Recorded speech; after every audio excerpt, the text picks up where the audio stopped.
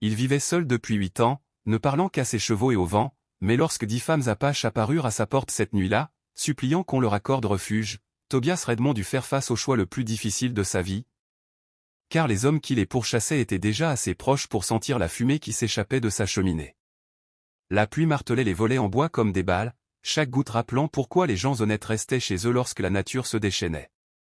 Tobias était assis près de sa cheminée, réparant une bride qui avait connu meilleurs jours, lorsque les coups commencèrent. Ce n'était pas le tapotement poli d'un voisin, mais un son désespéré et urgent, celui de personnes qui n'avaient nulle part où aller. Il se figea, le cuir encore entre les mains. Personne ne venait plus à son ranch, pas depuis qu'il avait clairement fait savoir que Tobias Redmond ne voulait rien avoir à faire avec le monde au-delà de sa clôture. Les coups retentirent à nouveau, plus fort cette fois, accompagnés de voix parlant une langue qu'il reconnaissait mais qu'il n'avait pas entendue depuis des années, l'apache. Son sang se glaça. La dernière fois qu'il avait entendu cette langue, sa femme et sa fille respiraient encore. La dernière fois que des étrangers étaient venus à sa porte pendant la nuit, il avait enterré tout ce qu'il aimait le lendemain matin. Sa main se posa instinctivement sur le fusil accroché au-dessus de la cheminée, souvenir musculaire des nuits où il dormait d'un œil ouvert. Mais quelque chose l'arrêta. Peut-être était-ce le ton des voix, qui n'étaient ni des cris de guerre ni des exigences, mais quelque chose qui ressemblait presque à des supplications. Peut-être était-ce la façon dont le vent portait leurs paroles, brisées et désespérées. Ou peut-être était-ce la prise de conscience que les guerriers n'annonçaient généralement pas leur venue en frappant. Il s'approcha de la lourde porte en chêne, chaque pas mesuré et prudent. À travers le bois épais, il pouvait les entendre plus clairement maintenant, des voix de femmes parlaient à voix basse, avec urgence. Une voix se dégagea des autres, parlant anglais avec un accent qui donnait à chaque mot un son sculpté dans la pierre. « S'il vous plaît, nous savons que vous êtes là, nous avons besoin d'un abri, juste pour cette nuit. » Tobias appuya sa paume contre la porte, sentant la vibration de leur voix à travers le bois.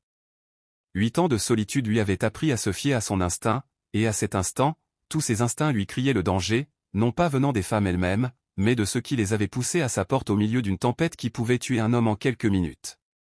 Il pensa à Sarah, à la façon dont elle le réprimandait pour sa méfiance envers les étrangers, à la façon dont elle disait que la gentillesse était la seule chose qui les distinguait des animaux.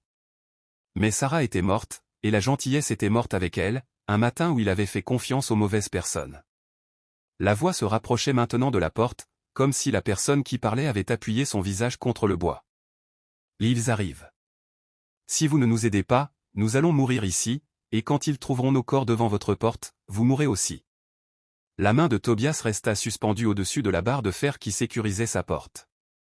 En 8 ans, il ne l'avait jamais retirée pour personne, mais quelque chose dans cette voix, une certitude qui lui nouait l'estomac, lui disait que ce soir, tout allait changer, car quelque part dans l'obscurité, au-delà de son ranch, des cavaliers se rapprochaient et une fois qu'ils seraient arrivés, il ne pourrait plus revenir à la vie qu'il construit dans l'ombre. La barre de fer semblait plus lourde qu'elle n'aurait dû l'être lorsque Tobias la souleva enfin de ses supports. 8 années de rouille et de peur semblaient s'opposer à sa décision, mais le désespoir dans la voix de cette femme avait transpercé ses défenses comme une lame transperce du papier. La porte s'ouvrit en grinçant, révélant une scène qui le hanterait pour le reste de sa vie. 10 femmes apaches se tenaient blotties contre son porche, leurs robes traditionnelles déchirées et boueuses, certaines portant des blessures qui dessinaient des taches sombres sur le tissu humide. La plus jeune ne pouvait pas plus de 16 ans, serrait contre elle un paquet qui bougeait légèrement, un bébé qui respirait à peine dans le froid. La plus âgée avait des mèches argentées dans ses cheveux noirs et des yeux qui avaient vu trop de morts. Mais c'est la femme qui avait parlé à travers la porte qui attira son attention. Elle se tenait légèrement à l'écart des autres, le menton levé malgré l'épuisement gravé dans chaque ride de son visage. Du sang coulait d'une coupure au-dessus de son œil gauche et sa robe était déchirée à l'épaule, mais son regard le fixait sans ciller. « Je suis Ayana, dit-elle.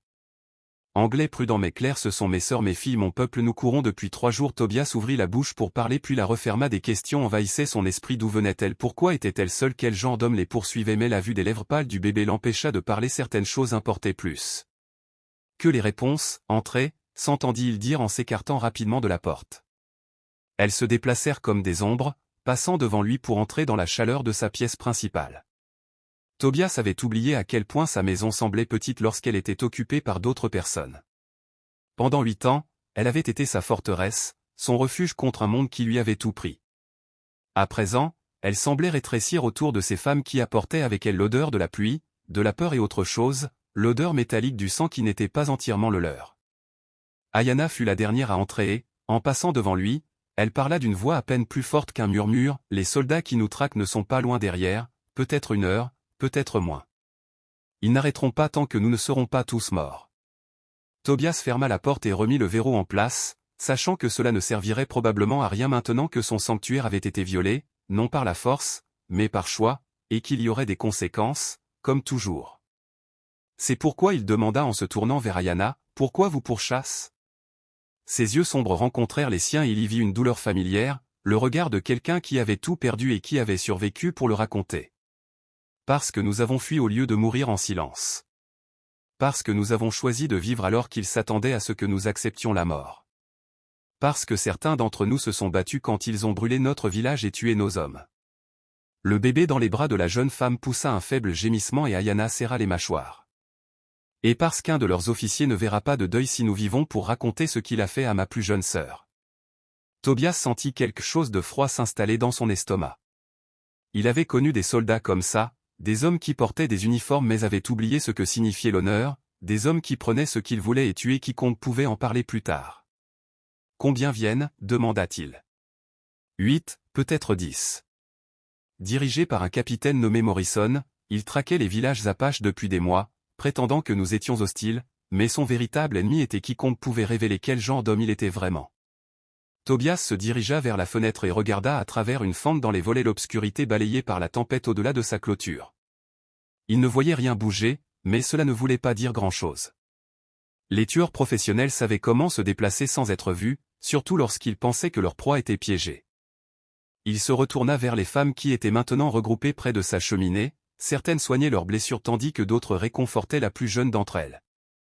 Elles ressemblaient à des survivantes, pas à des guerrières, mais il avait appris depuis longtemps que la survie exigeait parfois qu'un homme devienne quelque chose qu'il n'avait jamais prévu d'être. « Il y a une cave sous la cuisine, dit-il à Ayanna. Des murs de pierre, une entrée cachée. Elle pourrait vous contenir toutes, mais elle se sera exiguë. » Elle secoua lentement la tête. « S'il nous cherche et nous trouve, vous mourrez avec nous. S'il trouve une maison vide avec des signes indiquant que des gens étaient là, il pourrait croire que vous n'êtes pas impliqué. Nous ne ferons pas de vous un ennemi de l'armée américaine. » Tobias faillit rire. « Il est trop tard pour cette conversation, madame.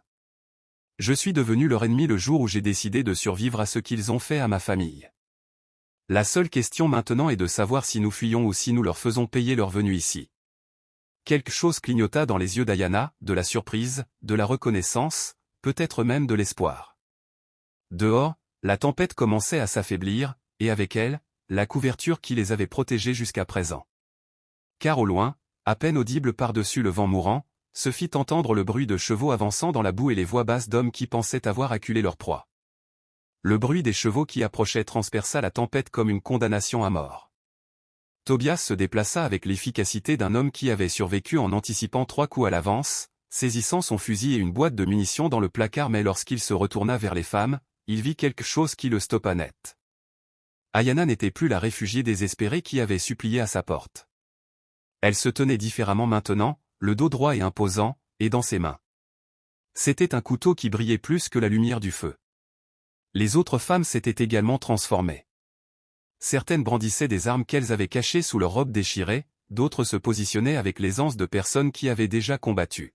« Vous n'êtes pas sans défense, » dit Tobias, submergé par la compréhension. « Nous ne l'avons jamais été, » répondit Ayanna d'une voix aussi dure que l'acier qu'elle tenait dans sa main. « Mais parfois, il vaut mieux laisser les hommes croire ce qu'ils veulent croire. Le capitaine Morrison pense qu'il chasse des femmes effrayées qui vont se recroqueviller et supplier. Il est sur le point d'apprendre qu'il se trompe. » La plus jeune femme, celle qui tenait le bébé, se dirigea vers l'arrière de la maison sans qu'on lui dise quoi que ce soit, et 2 autres la suivirent. Elles savaient ce qu'elles faisaient, elles avaient prévu ce moment. Tobias comprit qu'il n'abritait pas des réfugiés sans défense, mais qu'il hébergeait des guerriers qui jouaient un jeu plus long qu'il ne l'avait compris. « Combien d'hommes avez-vous tué ?» demanda-t-il directement à Ayanna. Ses yeux sombres rencontrèrent les siens sans honte, suffisamment pour savoir que les soldats de Morrison ne sont pas les premiers à sous-estimer les femmes apaches, ils ne seront pas les derniers, mais ils seront peut-être les plus surpris. Dehors, les voix devenaient plus claires, des hommes s'appelaient à travers la pluie, coordonnant leur approche. Tobias pouvait distinguer au moins 6 voix distinctes, peut-être plus. Des soldats professionnels, mais opérant sur un territoire qu'ils ne comprenaient pas chasser une proie qu'ils avaient complètement mal jugée. Tobias répéta, mais Ayana secoua la tête. Si nous courons maintenant, ils nous suivront pour toujours. Si nous nous cachons, ils nous chercheront jusqu'à ce qu'ils nous trouvent. Mais si nous mettons fin à tout cela ici, ce soir, la chasse s'arrêtera. Tobias ressentit quelque chose qu'il n'avait pas éprouvé depuis 8 ans, la froide lucidité qui précédait la violence, lorsque la survie balayait tout sauf ce qui devait être fait. Ces femmes n'étaient pas venues à son ranch par hasard. Elles avaient choisi cet endroit, cette nuit, cette tempête. Elles avaient amené leur guerre à sa porte parce qu'elles savaient exactement quel genre d'homme il était autrefois. « Que voulez-vous de moi » demanda-t-il. Le sourire d'Ayana était aussi tranchant que sa lame. Le capitaine Morrison s'attend à trouver des femmes sans défense. Au lieu de cela, il nous trouvera. Mais quand ces hommes verront un rancher blanc se battre aux côtés d'Apache, ils hésiteront. Cette hésitation leur coûtera tout. Un cheval hennit près de la maison et des bottes lourdes éclaboussèrent la boue à l'extérieur. Quelqu'un se déplaçait autour du bâtiment, vérifiant les sorties, planifiant son assaut. Dans quelques minutes, il serait à l'intérieur, s'attendant à trouver des victimes recroquevillées. Tobias vérifia son fusil, s'assurant qu'une balle était dans la chambre. La voix de Sarah lui murmura dans sa mémoire, lui rappelant que c'était la gentillesse qui les distinguait des animaux, mais il apprenait que la gentillesse pouvait parfois prendre le visage de la violence lorsqu'elle était la seule chose qui séparait l'innocence du mal. Il y a autre chose, dit Ayana doucement. Quand tout cela sera terminé, si nous survivons, tu ne pourras pas rester ici. La mort de Morrison soulèvera des questions, des enquêtes, ils viendront chercher des réponses. Tobias acquiesça. Il le savait dès l'instant où il avait ouvert sa porte. 8 ans de paix prenaient fin ce soir, mais peut-être était-ce ainsi que cela devait se passer. Peut-être que certains hommes n'étaient pas destinés à se cacher éternellement du monde extérieur. Une voix retentit à travers la tempête, impérieuse, arrogante, certaine de la victoire. Je sais que vous êtes là. Sortez maintenant et nous ferons vite. Le capitaine Morrison était arrivé et il était sur le point de découvrir que certaines chasses se terminent par le chasseur devenant la proie. Tobias se positionna à la fenêtre avant tandis qu'Ayana et 3 autres femmes se dispersaient dans la pièce principale, invisibles dans les ombres projetées par le feu mourant. Les autres femmes s'étaient fondues à l'arrière de la maison, créant plusieurs lignes de défense qui sèmeraient la confusion dans toute attaque. Ce n'étaient pas des réfugiés désespérés, mais un groupe de guerriers coordonnés qui planifiaient cette confrontation depuis des jours. Rancher, tonna à nouveau la voix de Morrison, nous recherchons des fugitifs dangereux. Ouvrez cette porte où nous supposerons que vous hébergez des ennemis des États-Unis. À travers les volets, Tobias pouvait voir des silhouettes bouger dans l'obscurité, des soldats se déployant autour de sa maison et prenant des positions qui empêcheraient toute fuite. Une tactique militaire standard, mais ils opéraient sous de fausses hypothèses.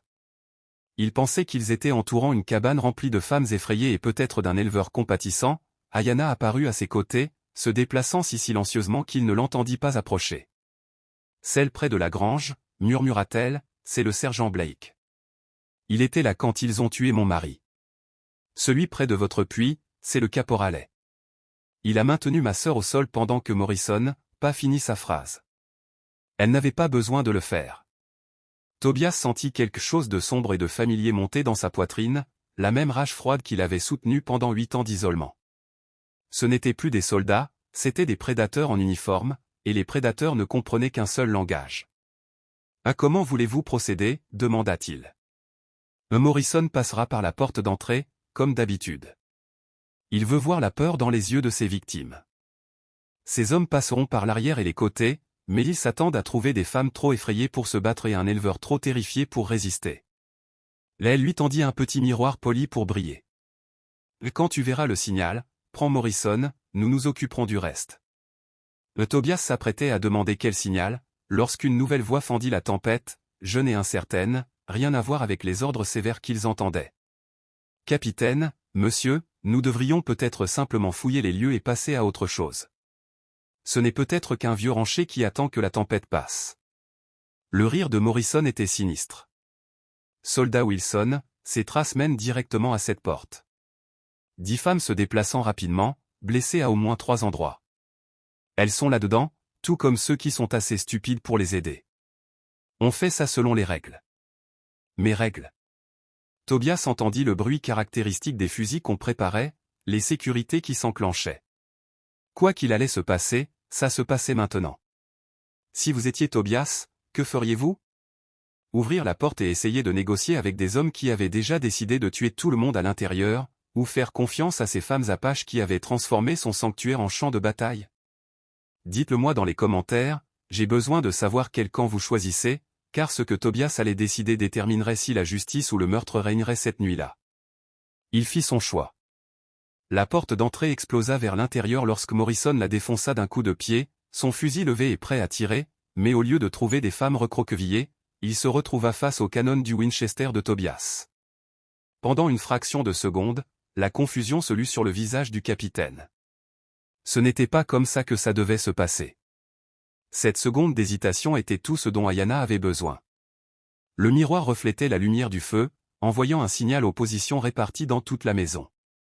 La tempête qui avait caché l'approche des soldats étouffait maintenant les sons de ceux qui suivaient, le murmure des lames trouvant leur cible, les grognements étouffés des hommes qui mouraient avant de pouvoir crier, les sons humides de la justice rendue avec l'acier apache. Les yeux de Morrison s'écarquillèrent lorsqu'il comprit qu'il était tombé dans un piège, mais cette compréhension vint trop tard. Le doigt de Tobias se crispa sur la gâchette, mais avant qu'il ne puisse tirer, Ayanna apparut derrière le capitaine comme une ombre prise forme. « C'est pour ma sœur », murmura-t-elle à l'oreille de Morrison, sa lame glissant entre ses côtes avec une précision chirurgicale. Morrison lâcha son fusil, les mains agrippées à sa blessure, mais Ayanna n'en avait pas fini. Elle voulait qu'il voie son visage pour savoir qui lui avait rendu justice. Et ceci est pour toutes les femmes que tu croyais trop faibles pour se défendre. Mais alors que Morrison s'effondrait, un nouveau bruit leur parvint à travers la tempête. Plus de chevaux, plus de voix. Morrison n'était pas venu seul après tout. Quelque part dans l'obscurité, des renforts approchaient et la véritable bataille ne faisait que commencer. Le bruit des renforts qui approchaient glaça le sang de Tobias. À travers la porte brisée, il pouvait voir les flammes des torches et danser dans l'obscurité. Au moins une douzaine de cavaliers, peut-être plus. Morrison n'était que l'avant-garde, pas la force principale. La véritable armée venait d'arriver. Ayanna retira sa lame de la poitrine de Morrison, le visage sombre alors qu'elle assimilait ce qu'ils entendaient autour de la maison. Ces femmes apparurent de l'ombre comme des fantômes, chacune confirmant ce que Tobias savait déjà, l'équipe initiale de Morrison était morte, mais leur victoire n'avait duré que 30 secondes. « Combien » demanda Ayanna à la femme qui se matérialisa à côté d'elle. « 15 cavaliers, peut-être 20. Ils ont entendu le coup de feu, ils savent que quelque chose s'est passé. » Tobias sentit le poids familier des choix impossibles peser sur ses épaules, se battre et mourir, ou se rendre et mourir plus lentement. Mais en regardant ces femmes qui avaient transformé son sanctuaire en champ de bataille, il comprit qu'il existait peut-être une troisième option, qui exigeait qu'il redevienne l'homme qu'il était avant que le chagrin ne le transforme en ermite. Le Stormellé, dit-il rapidement, ne pas se cacher pour survivre à ce qui allait suivre. Ayanna secoua la tête. Nous ne pouvons pas fuir devant un tel nombre, ils nous traqueront à travers 3 territoires. Nous ne fuyons pas, répondit Tobias en se dirigeant vers une armoire qu'il n'avait pas ouverte depuis 8 ans. À l'intérieur, enveloppés dans un tissu huilé, se trouvaient des objets qu'il espérait ne plus jamais toucher, des mèches de dynamite, les outils d'un homme qui avait autrefois démoli des flancs de montagne pour construire des chemins de fer, puis d'autres choses lorsque la guerre l'avait exigé. Mon ranch est situé sur une colline, expliqua-t-il, ses mains travaillant automatiquement pour préparer les charges. Le drainage naturel s'écoule des 2 côtés. Lorsque les crues printanières arrivent, toute cette eau doit s'écouler quelque part. Ayanna comprit. Le barrage. Tobias acquiesça. Je l'ai construit pour contrôler les inondations, mais il faut le retirer pendant une tempête comme celle-ci. Il fit un geste vers les torchers qui approchaient. La vallée se remplit de 3 mètres d'eau en quelques minutes. Quiconque se trouve là-bas meurt. Ayanna conclut, mais nous détruirions votre maison, votre terre. Tobias regarda autour de lui la cabane qui avait été sa prison pendant 8 ans, puis le corps de Morrison, refroidissant sur le sol. La maison n'était plus un lieu, c'était un choix, et son choix était de s'assurer que ces femmes vivent pour voir le deuil. Certaines choses importent plus que les biens matériels, dit-il, reprenant les mots que Sarah avait l'habitude de prononcer lorsqu'il s'attachait trop aux choses matérielles. Dehors, les voix se rapprochaient, des ordres étaient criés, des positions étaient prises, quelqu'un avait trouvé le corps de Morrison, avait vu le sang et compris que leur proie facile était devenue tout autre chose. La plus jeune des femmes apparut avec le bébé qui avait réussi à dormir malgré la violence, mais qui était maintenant réveillé, les yeux sombres grands ouverts et alertes, comme s'il sentait la tension qui régnait dans l'air. Le lieutenant Morrison est mort, hurla une voix à l'extérieur. Rendez-vous maintenant ou nous vous brûlerons vifs. Ayanna regarda Tobias, le visage impassible. Si nous faisons cela, il n'y aura pas de retour en arrière. Vous serez recherché pour le reste de votre vie. Tobias mit son fusil à l'épaule et ramassa les charges préparées. Madame, je suis un homme mort depuis 8 ans. Ce soir, je choisis de revivre. Mais alors qu'il s'apprêtait à partir par la porte arrière, un nouveau bruit les stoppa net, le cri d'un bébé. Pas celui qu'ils tenaient dans leurs bras, mais un autre, quelque part dans la tempête. L'un des soldats avait amené un enfant avec lui, car parfois, les pires monstres se cachent derrière les boucliers les plus innocents, et les choix les plus difficiles sont ceux qui testent jusqu'où un homme est prêt à aller pour sauver les personnes qui comptent le plus. Le cri de ce bébé lointain changea tout. Tobias se figea à mi-chemin de la porte arrière, là la dynamite lui semblait soudain aussi lourde que du plomb dans ses mains. À travers l'entrée principale brisée, la lumière d'une torche éclairait le corps de Morrison, et quelque part au-delà de cette lumière, un enfant innocent était pris au milieu d'une guerre qui n'avait rien à voir avec lui. Ayanna lui saisit le bras, sa poigne était aussi forte que du fer.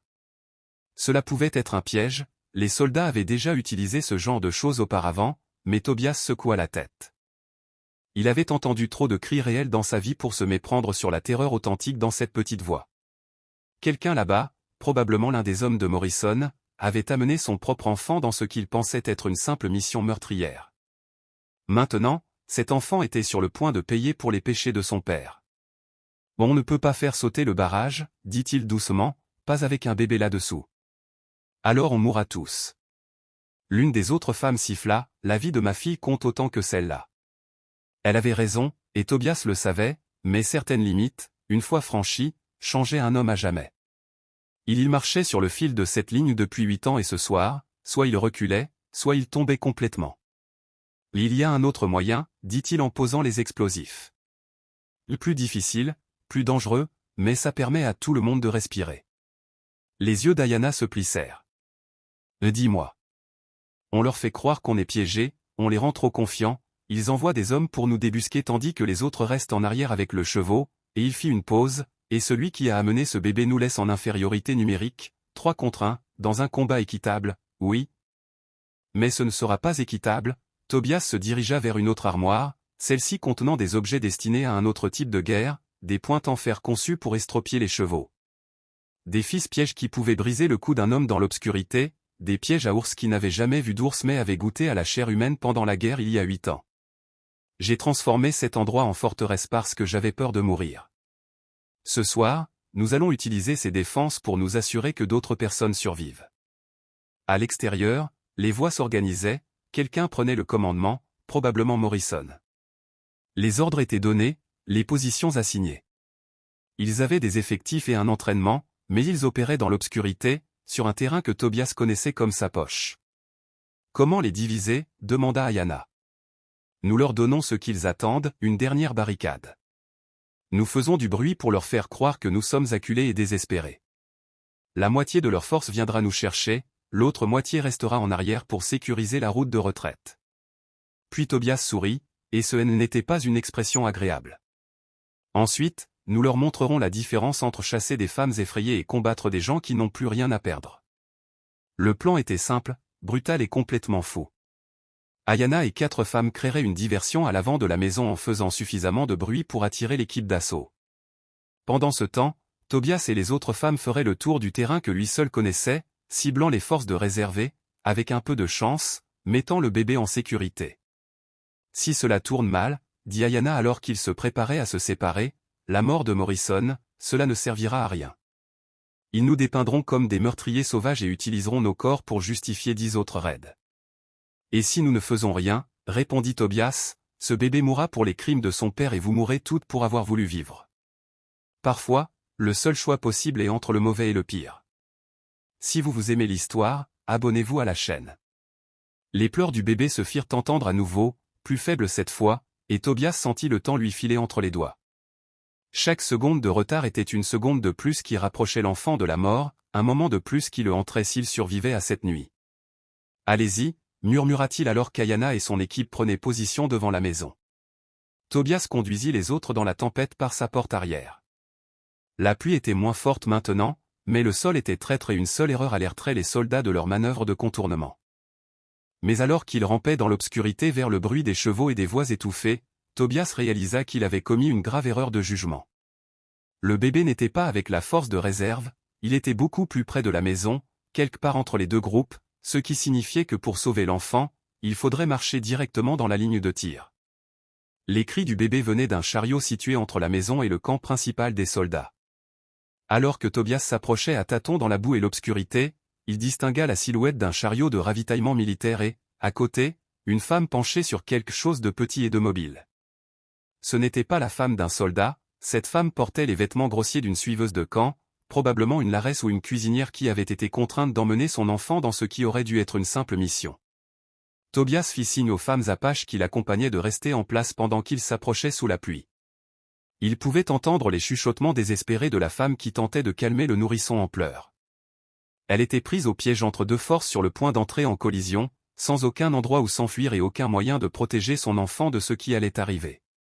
De la maison parvint le bruit de l'arme d'Ayana, des cris, le bruit de meubles renversés.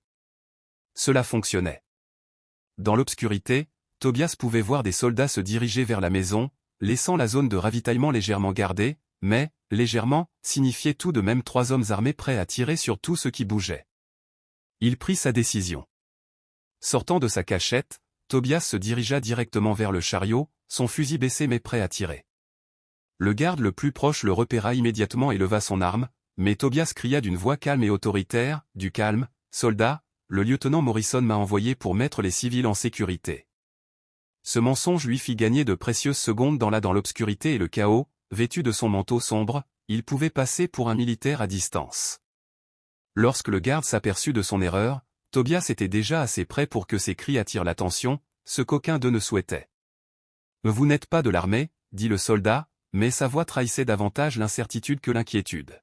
« Non. » Tobias acquiesça et frappa l'homme à la tempe avec la crosse de son fusil. Le soldat s'effondra silencieusement dans la boue.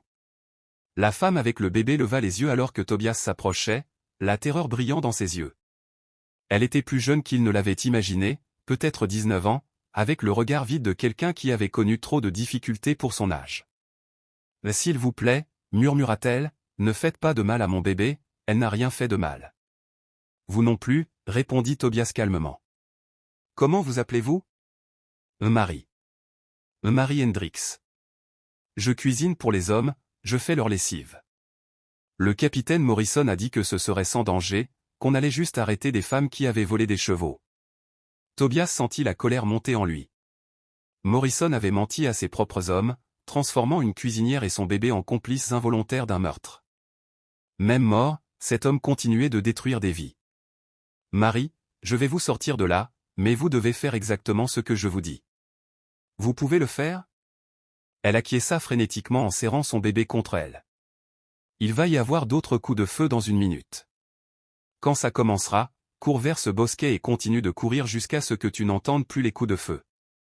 Suis le ruisseau en aval, il mène à un comptoir commercial à environ 8 km au sud.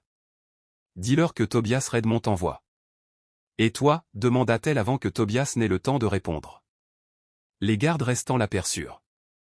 L'un d'eux lança un avertissement tandis que l'autre levait son fusil, mais les femmes apaches que Tobias avait laissées en position étaient déjà en mouvement, émergeant de l'obscurité comme des esprits vengeurs. Le combat fut bref et décisif. Ces soldats s'attendaient à affronter des réfugiés effrayés, pas des guerrières expérimentées qui planifiaient leur vengeance depuis des jours. En quelques minutes, la zone d'approvisionnement était sécurisée et Marie Rhys courait dans la nuit avec son bébé, disparaissant dans la sécurité de la tempête. Mais leur victoire fut de courte durée. De la maison venait un nouveau bruit, pas des coups de feu, mais quelque chose de pire, le silence. Soit le groupe d'Ayana avait complètement gagné, soit ils étaient tous morts. Au-dessus de la tempête qui s'apaisait, une nouvelle voix s'éleva avec une autorité glaciale, ici le colonel Bradley, de l'armée américaine. Vous êtes encerclés par une compagnie entière de soldats. Rendez-vous immédiatement ou nous vous brûlerons vifs et pendrons les survivants. Tobias sentit son sang se glacer. Morrison n'avait été pas le véritable chef après tout. Quelque part dans l'obscurité, un ennemi bien plus dangereux observait, attendait, laissant les autres mourir pendant qu'il positionnait ses forces pour porter le coup fatal. La voix du colonel Bradley trahissait la confiance d'un homme qui détenait toutes les cartes. Dans l'obscurité, Tobias pouvait voir des torches s'étendre en un large cercle autour de sa propriété. Ce n'était pas la douzaine de cavaliers qu'ils avaient initialement affrontés, mais ce qui ressemblait à une opération militaire à grande échelle. Morrison avait été l'appât et ils étaient tous tombés droit dans le piège. Mais alors que Tobias assimilait cette nouvelle menace, il entendit quelque chose qui changea tout, la voix d'Ayana qui l'appelait depuis la maison. « Tobias, nous avons le fils de Bradley. » Le silence qui suivit fut assourdissant. Même la tempête semblait s'être calmée, comme si la nature elle-même attendait de voir comment les choses allaient se dérouler. Puis la voix de Bradley se fit à nouveau entendre, mais cette fois, elle était empreinte d'une nervosité qui n'avait jamais été là auparavant. « Libérez le garçon et nous pourrons discuter des conditions. »« Il n'y a pas de conditions, » cria Ayana en retour. « Seulement la justice. Vos hommes ont détruit notre village, assassiné nos familles et pire encore. Maintenant, vous répondrez de leurs crimes. » Tobias retourna vers la maison, avançant prudemment à travers un terrain qui était désormais un labyrinthe de soldats et d'armes positionnés. En s'approchant, il pouvait voir la situation plus clairement. Le groupe d'Ayana avait effectivement remporté la bataille, mais à un prix élevé, 2 des femmes apaches gisaient immobiles dans la boue, leur sacrifice ayant permis aux autres d'avoir une chance de survivre. À l'intérieur de la maison, il découvrit une scène qui aurait été impossible à imaginer une heure plus tôt. Ayana se tenait derrière un jeune homme en uniforme de lieutenant, son couteau pressé contre sa gorge. Le garçon, qui n'était guère plus qu'un enfant, avait les yeux de Bradley et la même mâchoire aristocratique, mais où son père dégageait une autorité froide, tandis que son fils ne montrait que de la terreur. « Il est arrivé par derrière, » expliqua Ayana calmement. « Il pensait être malin en nous prenant à revers pendant que les hommes de son père attaquaient de front. Au lieu de cela, il s'est livré à nous. » Le jeune lieutenant tenta de parler, mais la lame d'Ayana se rapprocha de sa peau, traçant une fine ligne de sang. « Et quel âge as-tu » demanda Tobias au garçon. « 19 ans, répondit-il dans un murmure. « Le même âge que la fille du cuisinier qui vient de s'enfuir dans la nuit parce que ton père a fait d'elle une cible. Le même âge que certaines des femmes que ton capitaine a assassinées. » Tobias s'approcha pour étudier le visage du garçon. « Dis-moi, lieutenant Bradley, savais-tu ce que Morrison faisait réellement dans ces villages ?» Les yeux du jeune homme passèrent de Tobias à Ayana, comprenant enfin. « Je pensais que nous réprimions des Indiens hostiles. Mon père disait que c'étaient des pillards et que nous protégions les colons. »« Ton père a menti, » dit Ayana doucement. « Nous vivions en paix jusqu'à l'arrivée de Morrison. Nous cultivions du maïs, élevions nos enfants et ne dérangions personne. Mais les Indiens pacifiques ne justifient pas les budgets militaires, n'est-ce pas ?» La voix de Bradley se fit à nouveau entendre, plus désespérée. « J'ai 60 hommes qui encerclent cette maison. Libère mon fils et je vous garantirai un passage sûr jusqu'à la frontière territoriale. » Tobias faillit éclater de rire. Un passage sûr, de la part d'un homme qui avait bâti sa carrière sur des promesses non tenues et des guerres fabriquées de toutes pièces. Mais en regardant le jeune lieutenant, il vit quelque chose qui le fit hésiter, un choc sincère et une horreur grandissante, alors que le garçon commençait à comprendre dans quoi il avait été impliqué. « Il y a une autre solution, » dit Tobias à Ayana, « une solution qui nécessite pas sa mort. Il est coupable par association, son ignorance ne l'absout pas. Non, mais son témoignage pourrait faire condamner son père. » L'idée se cristallisa tandis qu'il parlait, le fils d'un colonel témoignant d'un meurtre systématique déguisé en action militaire. Cela détruirait la carrière de Bradley et exposerait la corruption qui avait permis à des hommes comme Morrison d'agir. « Vous voulez que je trahisse mon père » murmura le jeune lieutenant. « Je veux que vous disiez la vérité » répondit Tobias. « La question est de savoir si tu es assez courageux pour affronter ce que cette vérité signifie. » Avant que quiconque puisse répondre, un nouveau bruit déchira la nuit, des chevaux approchaient au grand galop, accompagnés de voix criant des ordres qui ne provenaient pas des hommes de Bradley. Quelqu'un d'autre arrivait, quelqu'un avec suffisamment d'autorité pour rendre nerveux un colonel. À travers la porte cassée, Tobias pouvait voir de nouvelles torchées, portées par des cavaliers portant des uniformes différents, peut-être des marshals fédéraux ou des enquêteurs territoriaux. Quelqu'un avait surveillé les opérations de Bradley et, ce soir-là, avait finalement attiré l'attention des autorités. Comprenant soudain, Tobias réalisa qu'ils pourraient tous survivre à cela après tout, mais que la survie aurait un prix. La vérité devrait être révélée, justice devrait être faite et des hommes puissants devraient tomber. Le jeune lieutenant Bradley regarda ses ravisseurs et les renforts qui approchaient, puis son propre reflet dans la lame toujours pressée contre sa gorge. « Que voulez-vous que je dise » murmura-t-il. « Si vous aimez cette histoire, abonnez-vous à la chaîne. » 6 heures plus tard, l'aube se levait sur le ranch de Tobias Redmond, peignant le ciel de nuances dorées et cramoisies qui semblaient appropriées pour une nuit qui avait mis fin à une guerre et en avait déclenché une autre. Les enquêteurs fédéraux avaient écouté le témoignage du lieutenant Bradley avec une horreur grandissante, documentant des crimes qui allaient bien au-delà de l'unité de Morrison et impliquaient des fonctionnaires jusqu'à la capitale territoriale. Le colonel Bradley fut emmené menotté, sa carrière militaire détruite par le courage de son propre fils qui avait dit la vérité. Les femmes apaches survivantes obtinrent la protection fédérale et une compensation pour leurs pertes, même si aucune somme d'argent ne pouvait ramener leurs familles assassinées. Tobias se tenait à l'entrée de sa maison en ruine, regardant Ayanna se préparer à partir avec son peuple et le bébé qu'ils avaient sauvé. L'enfant apache et la fille de Mary Hendricks, avaient survécu à la nuit, mais le prix payé en vies humaines avait été terrible. « Où irez-vous » demanda-t-il à Ayanna. « Au nord, chez des parents qui ont échappé à la campagne de Bradley. Nous reconstruirons, mais pas ici, cet endroit.